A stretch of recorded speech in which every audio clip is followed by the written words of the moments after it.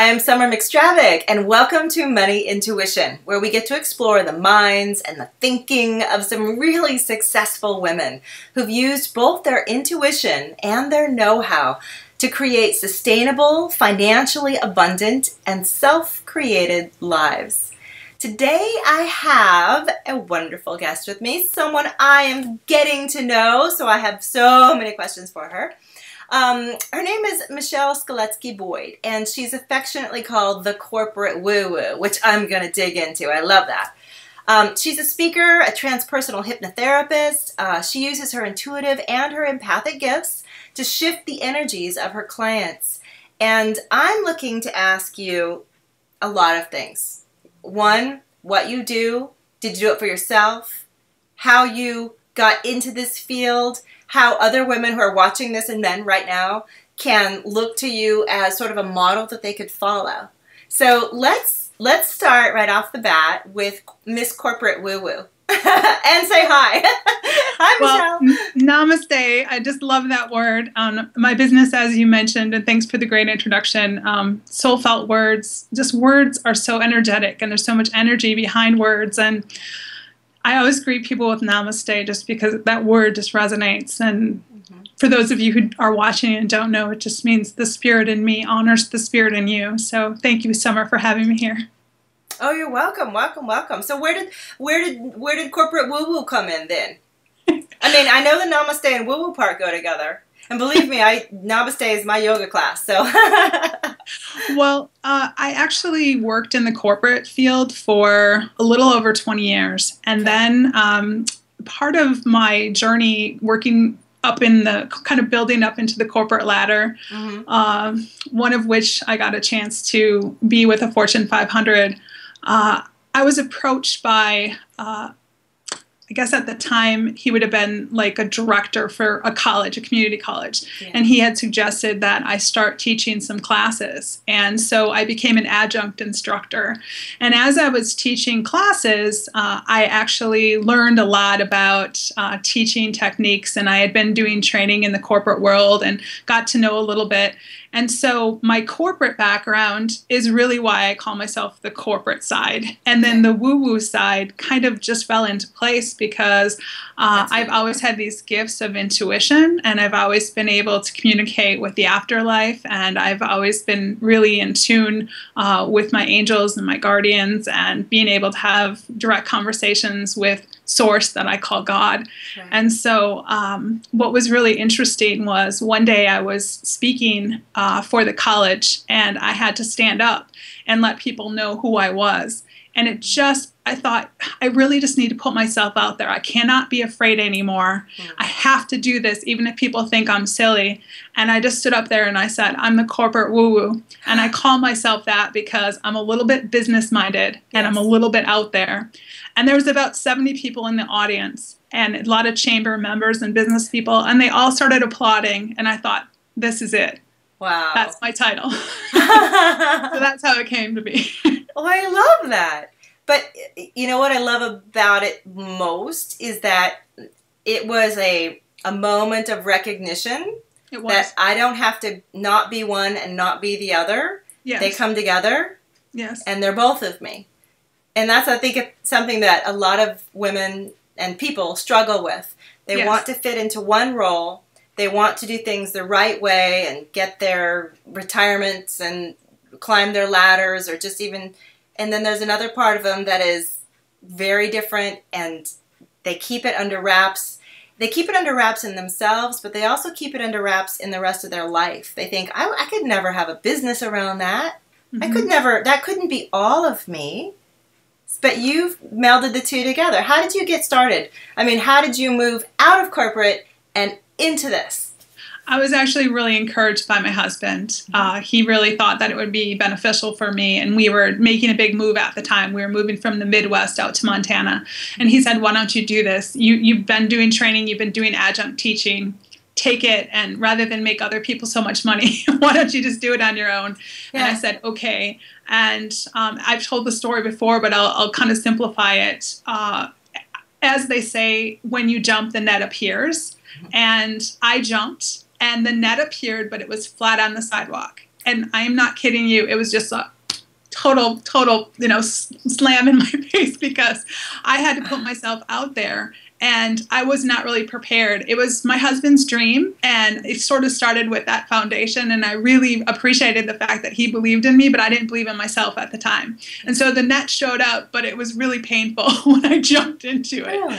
So it wasn't until about 5 years into the business, honestly, that I really had enough tools built up, confidence within myself, felt like this is something that I could do before my business took off. And I know that your theme is money-centered. Yeah. And as you know, because we've had these discussions before, everything is energy, everything is flow, and you teach about that. Yes. And so the whole entire piece about flow has everything to do with your energy centers. Some people call them your chakras. And if you're not in flow with yourself, if you're not in a place where you really feel confident with who you are and what your message is and how to deliver that, then what you're doing is you're creating what I would say is kind of like dams for yourself. I would say you're damming yourself, and it's self-sabotage. And I kept doing that again and again. I was so afraid of what other people would think about me. I was such a people pleaser at the time. Yeah. I really wanted,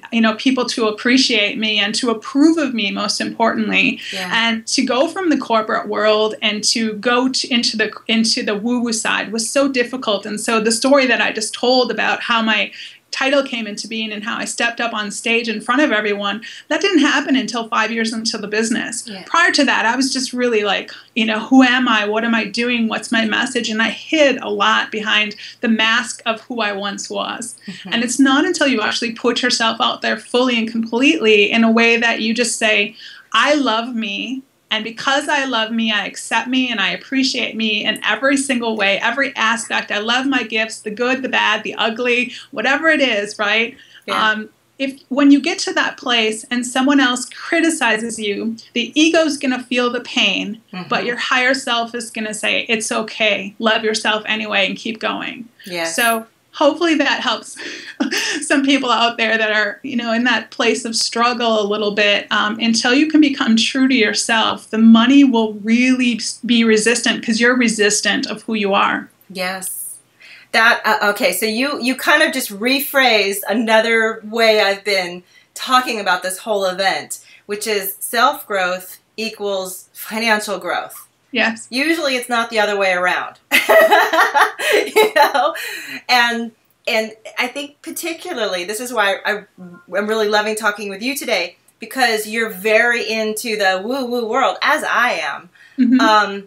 We have to embrace and accept another layer almost, which is I'm spiritual and I'm financially successful. And those things are not in contradiction. Because if you want me to be spiritual and poor and struggling, then I will never be able to share my gifts with the world.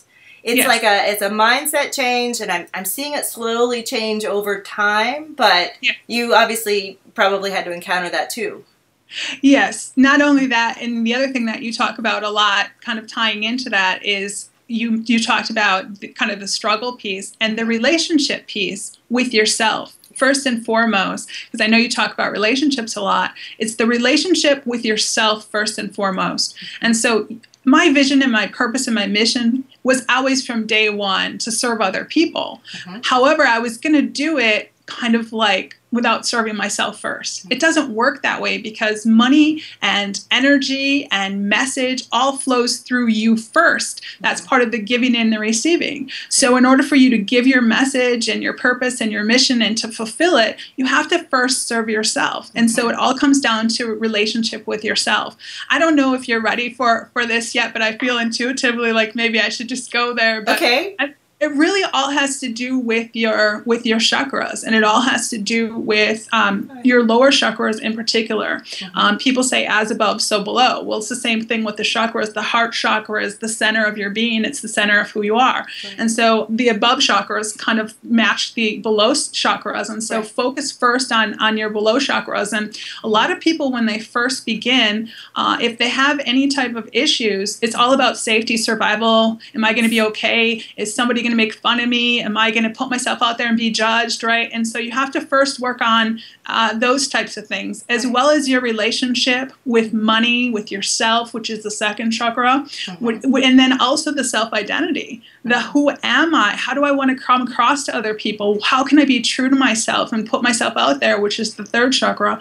So it's really like going through and first dissolving all of your fears and all of those chakra areas, and then rebuilding them in a way that you feel strong and safe about the foundation. Again, root chakra, first chakra. Going in and feeling safe about how it is that you have a relationship with other people. Some people call it your tribe. I call it my soul felt family. Really just allowing that to occur.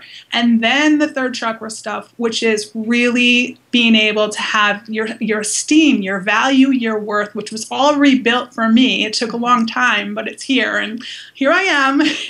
And so that's why and how money has started flowing into my life and why my business has taken off. I finally got to that point, but it did take a lot of inner work, and it takes a lot of depth and a lot of willingness to look. And a lot of people don't want to look. They're comfortable blaming other people or staying in what I call victim mentality. They don't want to go there and look.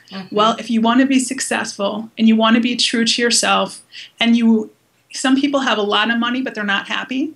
Other people are really happy and they don't have a lot of money. If you want to be in flow and you want to be balanced and you want to have that centeredness, you have to look deep within. You have to allow, and then the giving and the receiving equals out.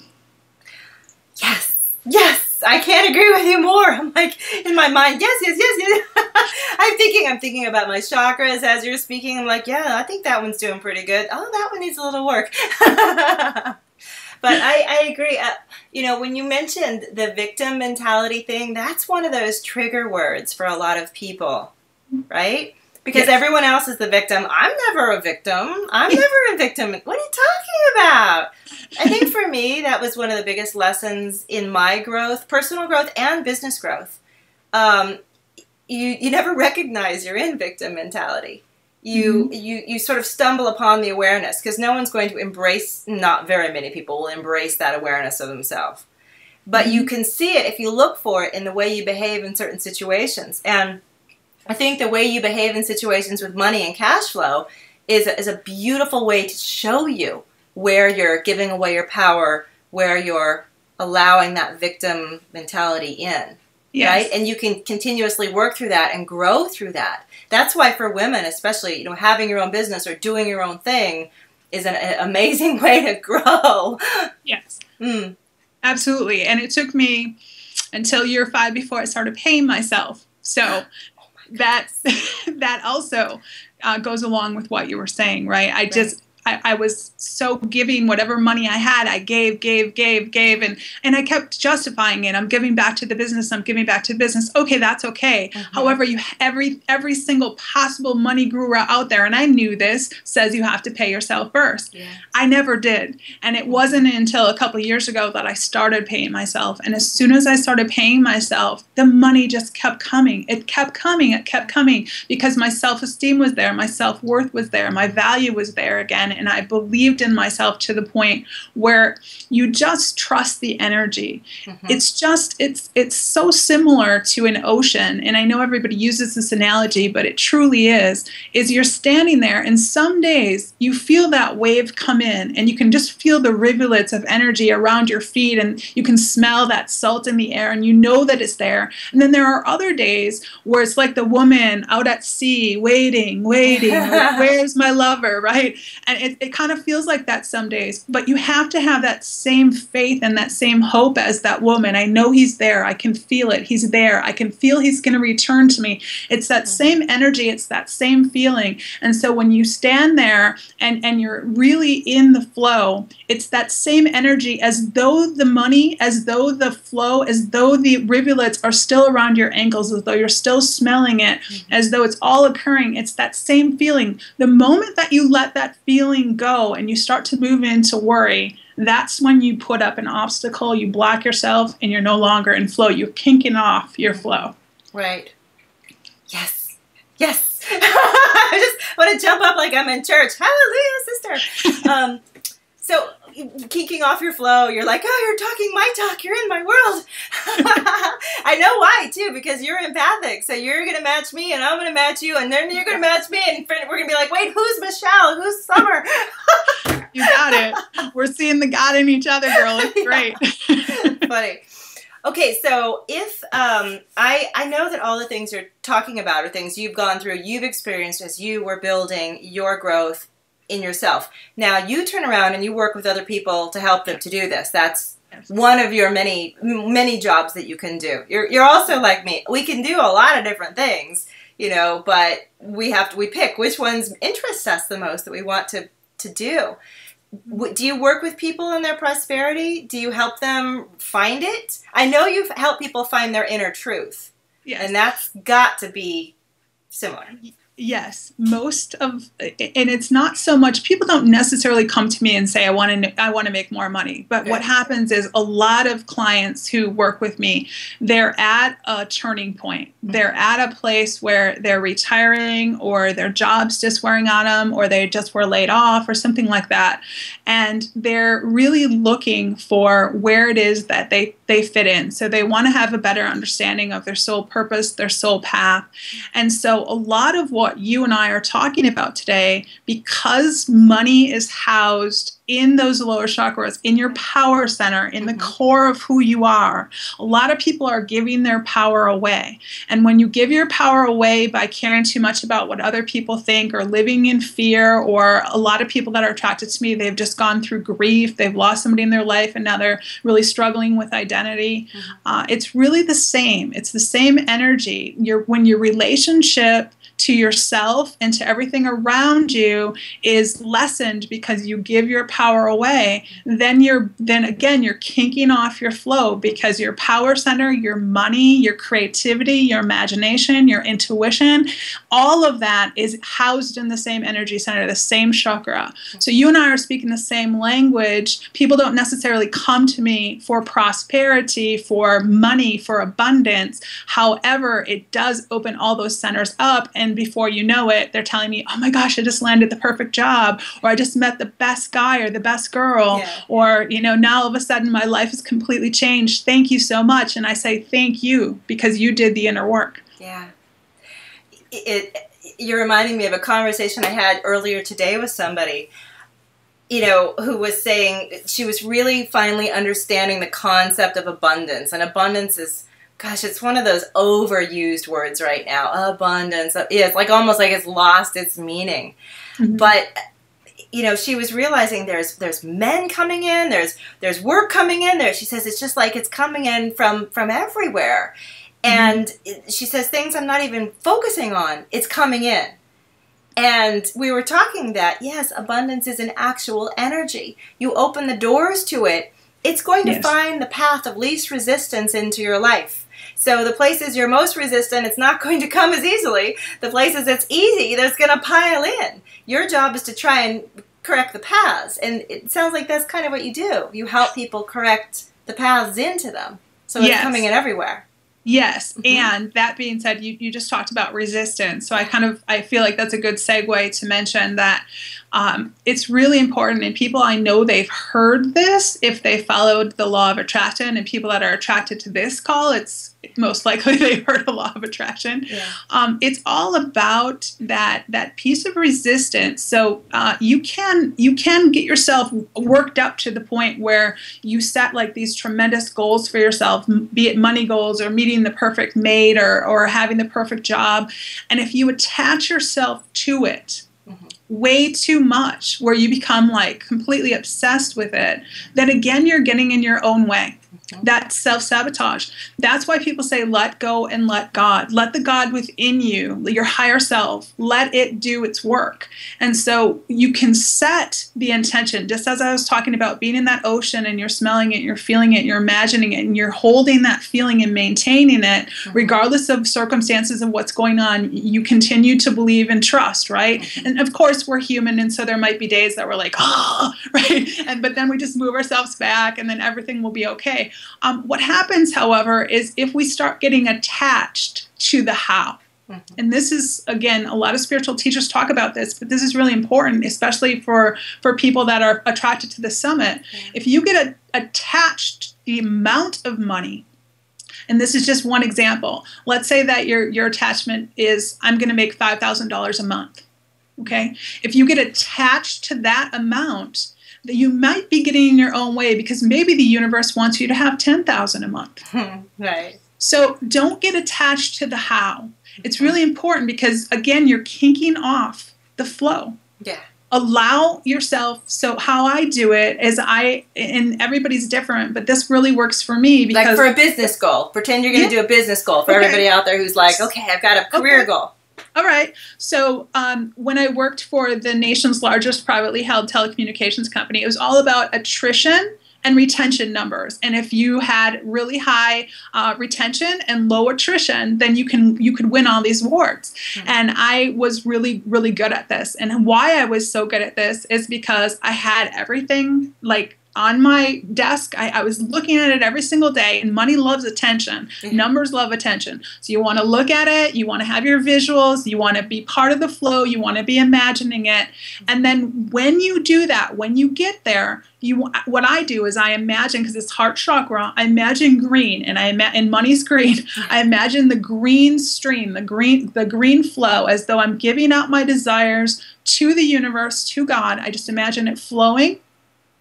And then I detach myself from it and I say thank you. Yes. And I send gratitude, knowing that whatever is happening for greatest and highest good. And that's where self-trust comes in. And if you haven't done the work on the lower chakra with trust, which is your first chakra, if you have trust issues where you fear safety or you fear like somebody's going to be out to get you, or watch out because you're not holding that vibration. That's why in the very beginning of this talk, I talked about the importance of take down all the walls of the chakras that are damaged and start again. So for me, it was so necessary for me to rebuild that literally my husband and I, because I mentioned we went from the Midwest to Montana, literally we had a home, we had cars, we had pets. Literally what happened is when I made these intentions, the universe knocked everything down. The house was gone. We had to sell our vehicles. It got to the point where I remember one day looking at my husband and saying, do I sell my wedding band? Because everything around us disappeared. Everything started disappearing. And the reason why I needed to go through that, and I'm not saying everybody does, is because I needed to understand this lesson that I'm teaching right now.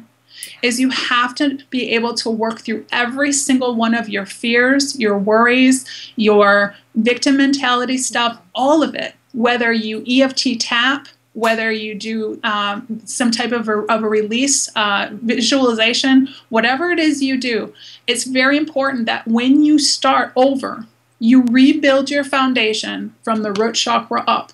Right. And you start with a foundation that you feel safe in, that you feel solid in, and then you can build your relationships, your self-esteem, your value, your self-worth around that. Michelle, I think that's actually an ongoing process.